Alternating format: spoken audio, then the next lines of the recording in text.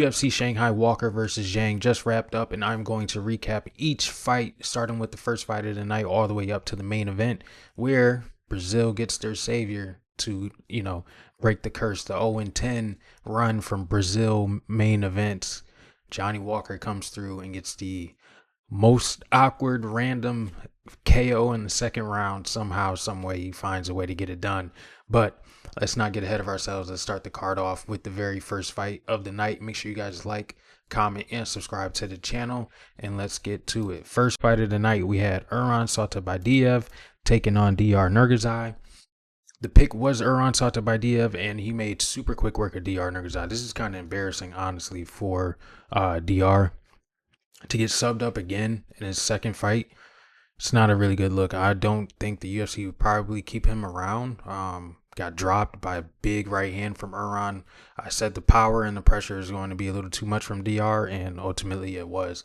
Got dropped. Not even a minute and a half into the fight, gets, I believe he was in full guard, not even full mount, and gets the sixth Ezekiel choke in UFC history over NURGOZHAY. This is really embarrassing.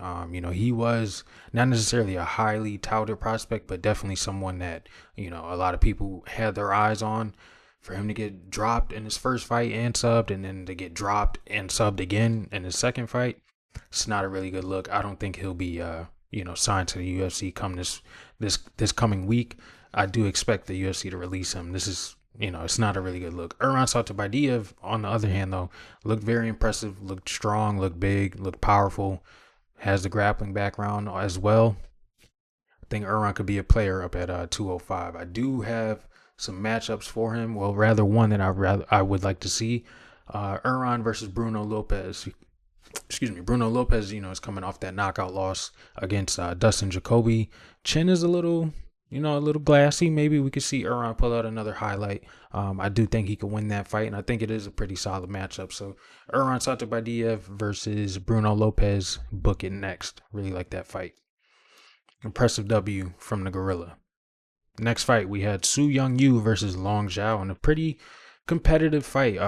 Long Zhao, he made it very interesting. I did have the scorecards correct. I had the same scorecards that the judges had, 2-1. Long Zhao definitely started to turn things up in the later rounds of round 2 and round 3. Was exchanging a lot more. Definitely got the better of the clinch strikes, was throwing those big elbows to end the fight. Definitely won him that third round. But Su Young-Yu stayed composed early, was, he was more cleaner in the striking realm early on.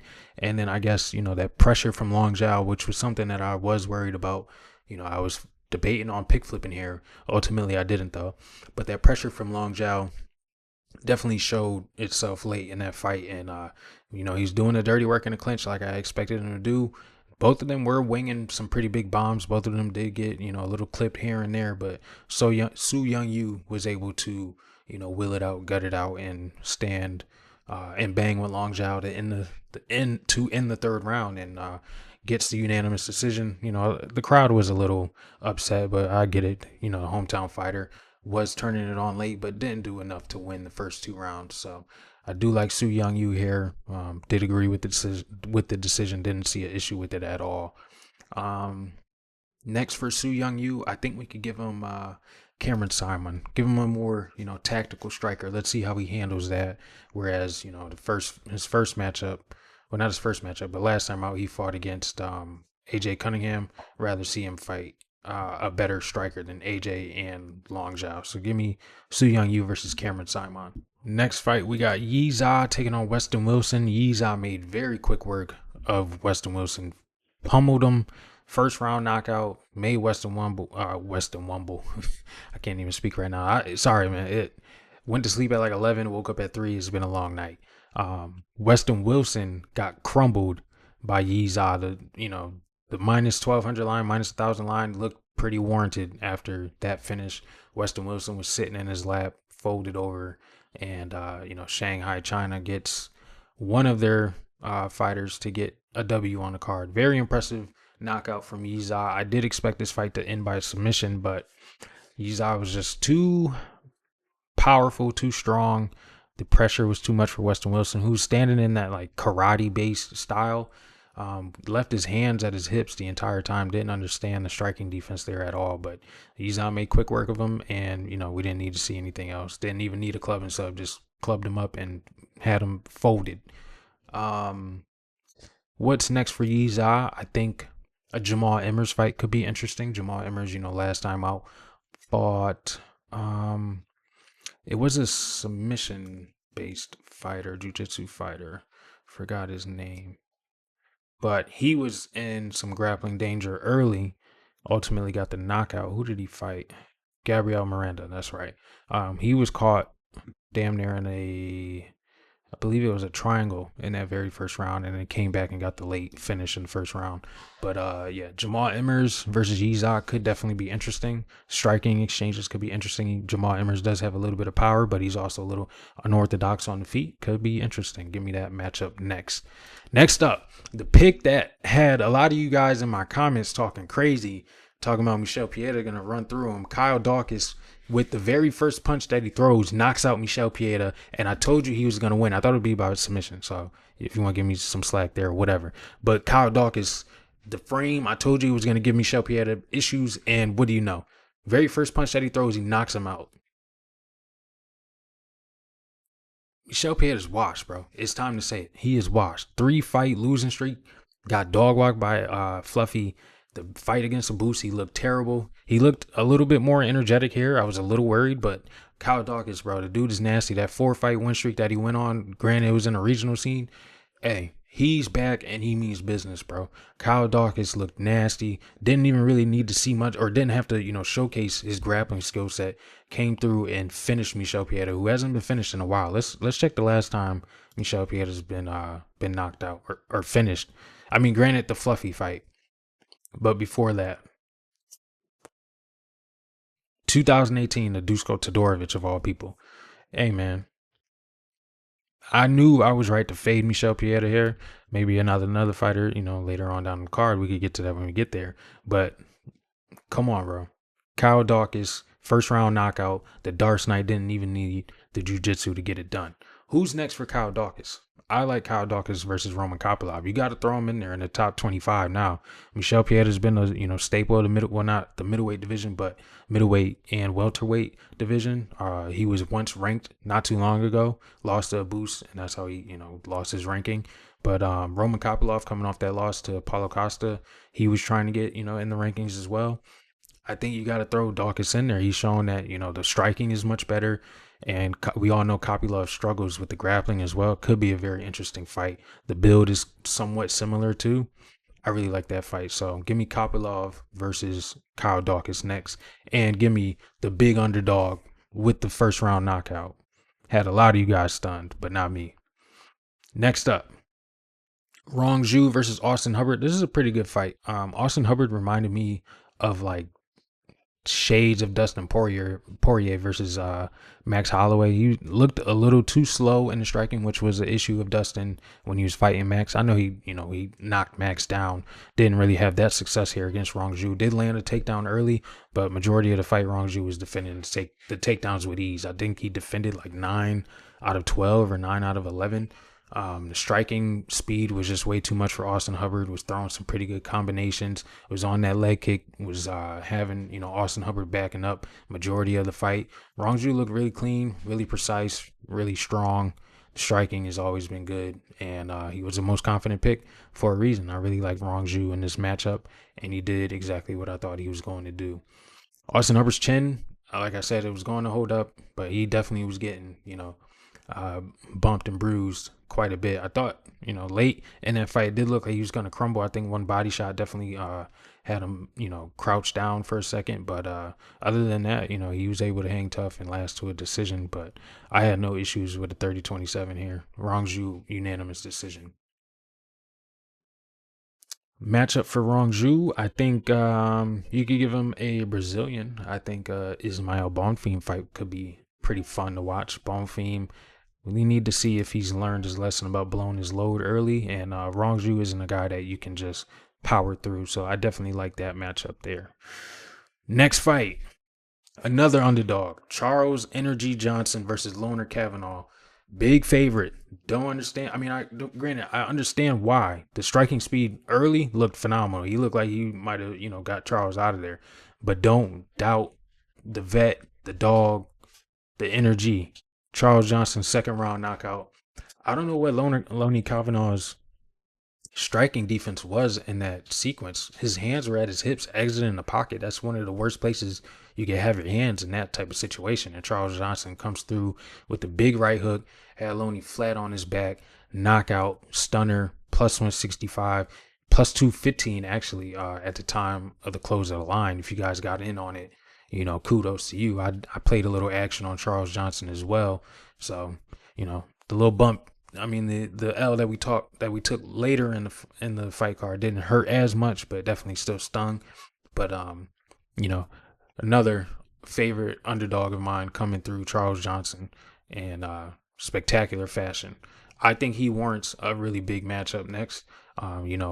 He was ranked. Well, no, he wasn't ranked prior. Yeah, he was ranked, and then what's his name? Timarov popped hot, and right after their fight, and Timarov got ranked. Timarov, I believe, is out of the rankings now because Charles Johnson's back. I think Charles Johnson versus Kai Kara France makes sense. I know Kai Kara just fought for the title, but if you really look at like the flyweight division, it's not gonna set up a title shot for Charles Johnson, but it'll definitely put him in the mix of guys. So if it's not Kai Kara France, I think maybe Manel Kopp, because he pulled out of his fight with Brandon Royval.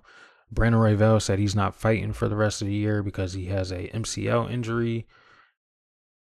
I don't see them giving him Urseg. Maybe. I mean, maybe that could be the one. But I think they're gonna give Urseg somebody like I'm trying to remember who I booked Urseg with last time.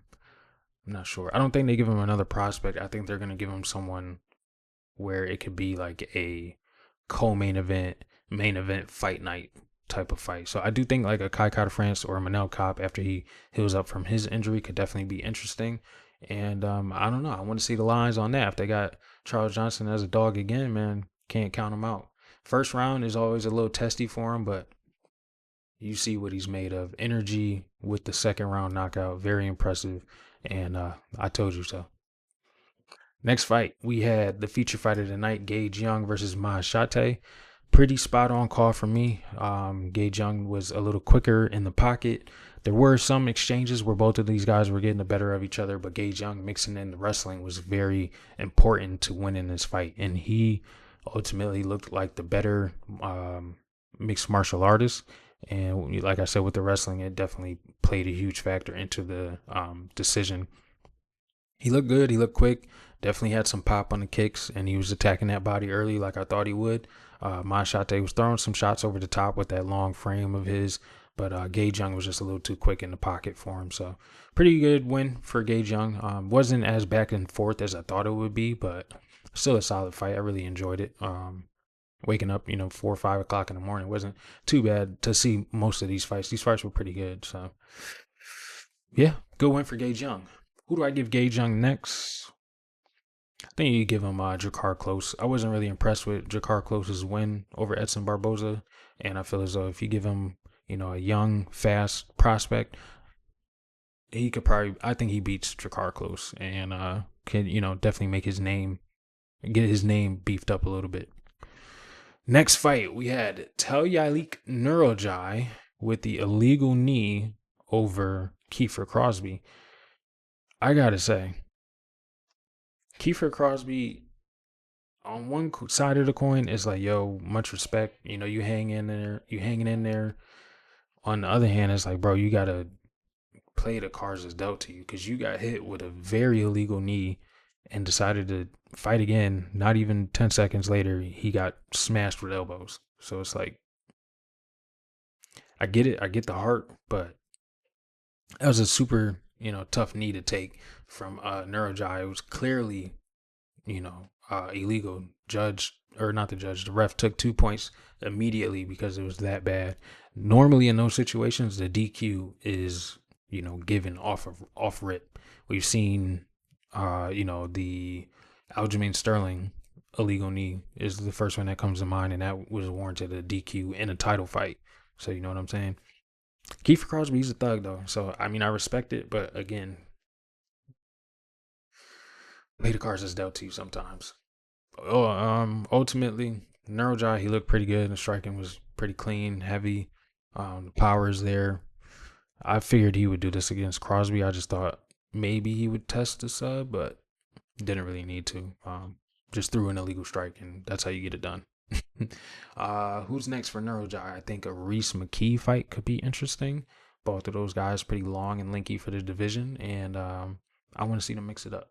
So Reese McKee versus NURGOZHAY next could be the fight to make. Next fight, we got MADERJI taking on Kevin Borjas. This was my final underdog of the night. Well, not my final one, but Borjas, I don't know what the game plan was here. Definitely was struggling with the range from MADERJI, who was keeping him at the edge of every single kick, every single, jab and cross down the middle. Kevin Borjas did not put enough out there, and didn't even try to grapple. Most of the grappling exchanges were from MADERJI, putting Borjas up against the cage or even threatening a takedown. I don't know what Borjas was doing there, man. I'm not sure what the corner was telling him.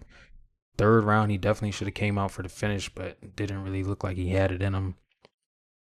Yeah, it was just weird. He was like striking from a range that he wasn't able to strike from. It was just a really weird game plan there. But MADERJI did his thing, man.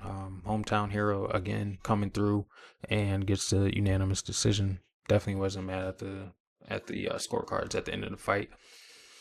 Who do I give MADERJI to? I think MADERJI versus Ode Osborne could be interesting. Kind of surprised they haven't fought already, if I'm not mistaken. I don't believe they did. I just went through it. Yeah, no, they haven't. Or MADERJI versus Andre Lima, who is a pretty hot prospect in the flyweight division. Definitely could get interesting there too. I think I favor Andre Lima, better grappling than a Kevin Borjas. But yeah, good win for MADERJI. Next fight, we had Sergey Pavlovich taking on the lock of the week, Waldo CORTES-ACOSTA, Salsa Boy. A lot of people gave me a lot of flack for this pick. I'm still not upset with picking Waldo.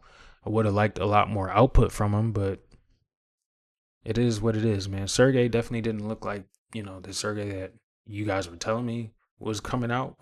Was not, or he didn't look like the destroyer that we know him to be. Was a lot more patient and incorporated a little bit more kicks, tried to grapple or wrestle or threaten it, at least just put Waldo up against the cage, didn't really shoot for a takedown, anything like that. But the days of Sergey running through guys, I think it's, not necessarily long gone, but it's behind him for sure. I think he's too worried about guys that can counter him and avoid, those big bombs. Waldo avoid majority of the big bombs. He did take a few, but like I said, his chin was going to hold up. His head movement was pretty good, and he just didn't have enough output ultimately. This win kind of put Sergey in a weird spot because I don't really see him beating anybody ahead of him. So it's like, what do you do with Sergey Pavlovich? I don't think he's beaten Cyril Gane. I don't think he's beaten a Volkov in the second fight. I don't think he's beaten Almeida, really. I think Almeida could, Almeida might be the only one, but it's still, I need to see Almeida versus Volkov first. Then I could decide if, he could beat Sergey. But I don't know. Maybe I think they're going to end up doing Derek Lewis versus Sergey too. Derek, coming off that big knockout over Taliesin Teixeira last time out. Sergey didn't really look that destructive, man. If you look back, 2023, 2022, he was on that, what was it, 4-fight knockout streak, I think. Let's see. Yeah, since he got knocked out from Alistair, 2019, 1, 2, 3, 4, 5, 6 knockout streak. And then, got clipped by Tom Aspinall, lost to the decision to Volkov, and then, won against Jairzinho. Looked completely different. These two fights completely changed Sergey Pavlovich. I don't know if he's, fighting for the title again, man. And if he does, I feel as though Cyril or Tom could just beat him up. Honestly, they're going to incorporate more, grappling than, Waldo didn't really try to shoot for a takedown, but they're definitely going to incorporate more grappling. Even the threat is, the threat is there, which is going to have Sergey thinking a lot. He wasn't really, setting his feet and throwing bombs. It was just more of trying to counter Waldo whenever he would shoot the jab or the jab to the body. It was pretty good timing from him. Just, outworked Waldo a little bit and just landed the bigger strike. So I'm not ultimately mad at the decision to go with Waldo as a lock of the week. I just thought he would have a little bit more output. Granted, it was a big guy on the other side of him. Maybe the power was, caused a little bit of hesitancy, but still, we had Charles Johnson, earlier in the night, not upset at all, and Kyle Daukaus. Didn't have any action on Kyle Daukaus, but again, man, I'm giving you some pretty good underdogs to take, and I'm not too upset. But yeah, Sergey, I think, like I said, I think they're gonna do Sergey versus Derek Lewis too. That's probably the fight that makes the most sense to me, and yeah, rough one. Rough position for both. Not really for both of them. I think Waldo can fight. I would do Waldo versus like Curtis Blades. I don't think this fight really hurt his stock. He went 3 rounds with Sergey, who, not too long ago was knocking everybody out. Went, 3 rounds with Jairzinho Rosenstrike, but I feel as though that fight was more dominant, even though it wasn't that dominant compared to this one. So I don't really see Waldo stock hurting. He was, willing to take. Or yeah, he did take this fight on short notice, was willing to take the fight against Taliesin on short notice. So Waldo's still a player up at heavyweight. Could be interesting to see how he develops after this fight. Next fight, we got the co-main event of the evening. Aljamain Sterling versus Brian Ortega. We really could have made this 3 rounds. But, granted, we wouldn't have got the little action that we did get at the end of the fight. Honestly, I tweeted this too. I would have rather watched Esparza versus Rose again, because this fight was pretty boring. Aljamain and Brian turned this into like a low output kickboxing match where both of these guys just looked terrible on the feet. Aljamain striking was, he's talking about a title shot. I'm telling you right now, Aljamain will get knocked out by the top 6 featherweight guys. I don't see him beating anybody. I don't see Aljo beating anyone damn near top 10. Volkanovski beats him. He's too quick. He's too powerful. The wrestling, don't really see Aljo having much success because Volkanovski's takedown defense is pretty good. And if anyone's going to be shooting takedowns, I think it's going to be Volk. The shorter man, wins majority of those battles. Ilya isn't featherweight anymore, obviously. Max will tee off on Aljo. Maybe that's the fight that they do, since Max versus Charles isn't booked. I don't think so, though. Aljo is not a... Well, oh no, I'm tweaking. Max is up at 55. So Ilya and Max are out of there. Yair, I don't see Yair fighting down. He wanted to fight for the belt next. He's not getting that shot. Lerone Murphy definitely got it.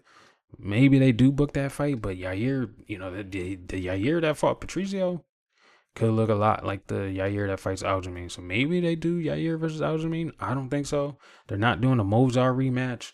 Diego versus Gene Silva, whoever wins that, he's definitely not beating them. Too much explosives in that fight. I don't think he could beat Arnold Allen. Lerone Murphy, we know he's fighting for the title. I feel as though this is the fight to make. CORTES-ACOSTA versus Aljo. He's going to have to defend that ranking because this performance wasn't that, it wasn't warranting of a title shot or even a fight ahead of him. I think CORTES-ACOSTA could beat Aljamain Sterling because he's dangerous off of his back. He's dangerous in the wrestling exchanges. He's dangerous on the feet.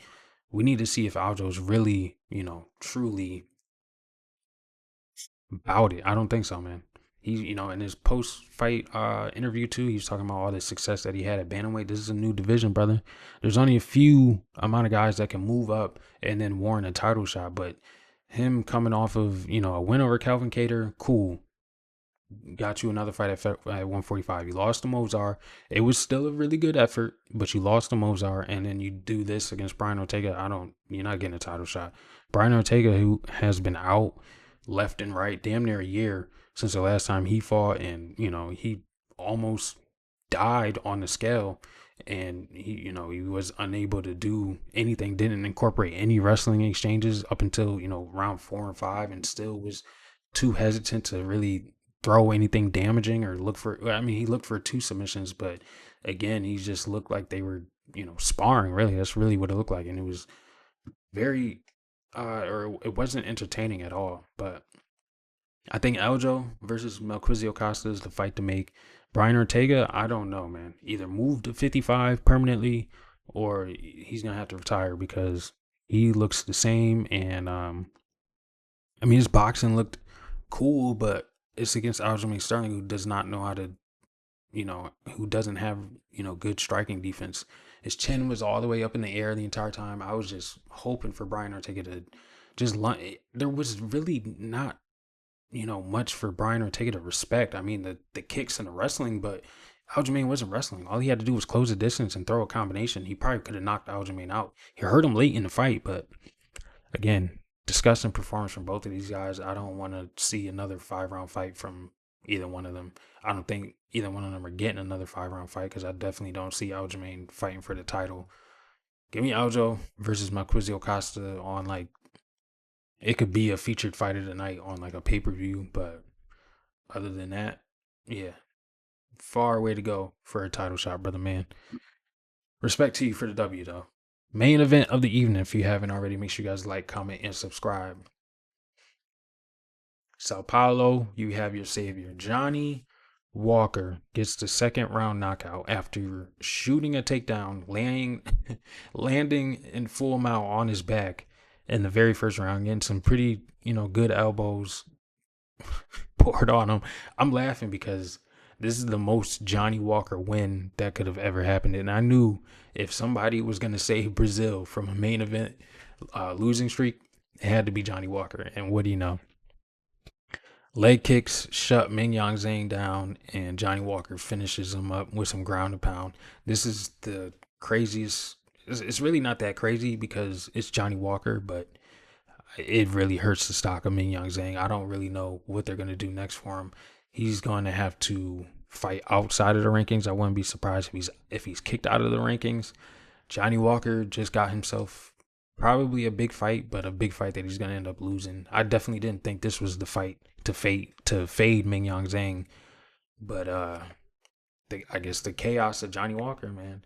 But it really wasn't that much chaos. Like the first round, yes, but it was just the leg kicks. And the very first time that Mingyang Zhang goes past the first round in UFC, he gets finished by Johnny Walker of all people. It's a crazy fight game, man. Crazy things can happen, and crazy things will happen. So, Johnny Walker, you are the winner. Did not expect to be saying this, along with the entire world, the entire fan base that was watching, but he gets it done.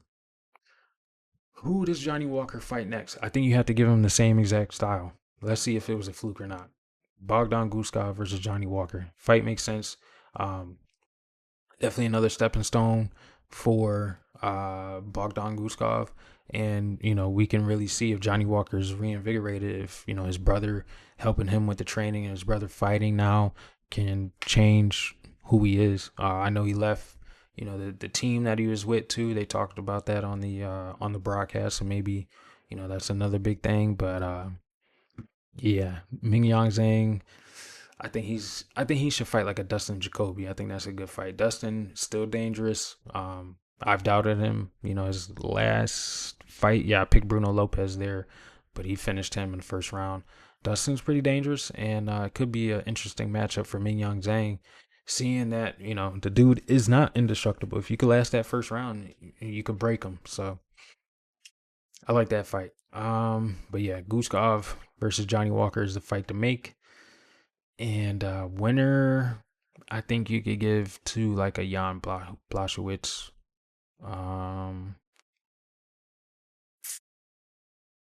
Maybe a Jamal Hill. Imagine Walker wins, or maybe they do Walker Hill too. Who knows? Who knows, man? But I tell you one thing, Johnny Walker just made the light heavyweight division kind of interesting again. Yeah. What do you know? Sao Paulo, you have your savior. Let's get to My favorite section, your favorite section, the parlays. Mingyang Zhang, you busted everything, brother man.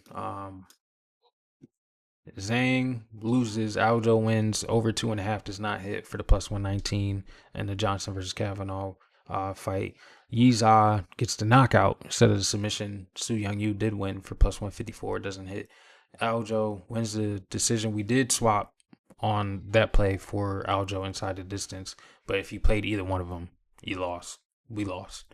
Waldo loses. Zhang gets knocked out. I'm telling you, man, Zhang is the one that ruined everything, and then Waldo does not come through for us. So rough day on the parlays, but I missed with the lock of the week. It is what it is. 3-week losing streak. We will not experience this again. Maybe I needed to be humbled again. Maybe I need to dial back in. We got a week off next week, so I can do some more research, some more time to dedicate to this. But yeah, we had a little bit of success with Charles Johnson and Kyle Daukaus, so doesn't sting too much, but it stings my record, and I don't really like that at all. But I will be dialing it back in to get you guys some better locks as far as the cards go.